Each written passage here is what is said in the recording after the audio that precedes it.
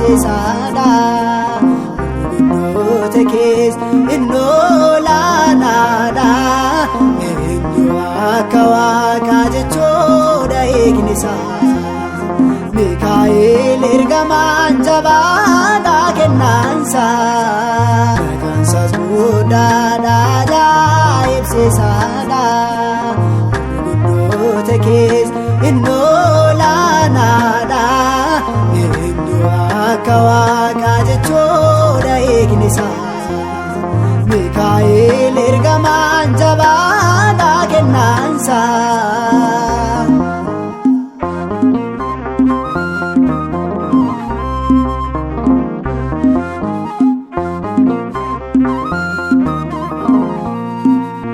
Gammoojjii Qaadisitti argine gocha isaa ajaaja fudhatee Israa'el geggeessuusaa mannaa samiirraa bishaanis kaataarraa nyaachisaa obaasaa isaaniin durseera Maqaansaas guddaadha ajaa'ibsiisaadha Gurguddoota kees innoo laanaadha eenyu akka waaqa jechuudha eegnisa Mikaa'el ergamaan jabaadhaa kennaansa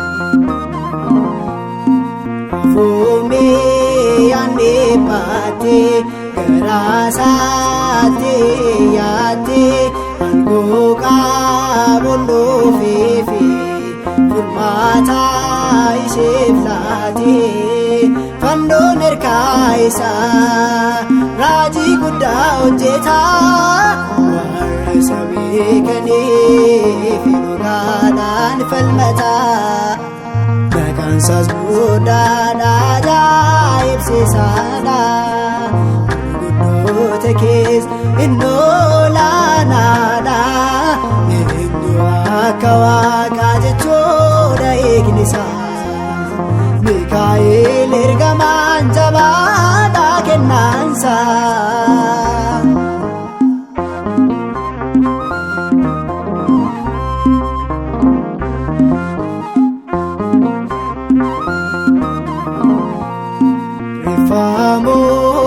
Moositiifi Baabiloositti robbaatee nagaa gooftaatiin dhufe beekamoonni faatee xalayaan baari'aanis jireenyaaf taasisee warra isa waammatee har'aas yoom salphisee Maqaansaas guddaadha ajaa'ibsiisaadha Gurguddoota kees innoo laanaadha eenyu akka waaqa jechuudha eegnisa Mikaa'el ergamaan jabaadhaa kennaansa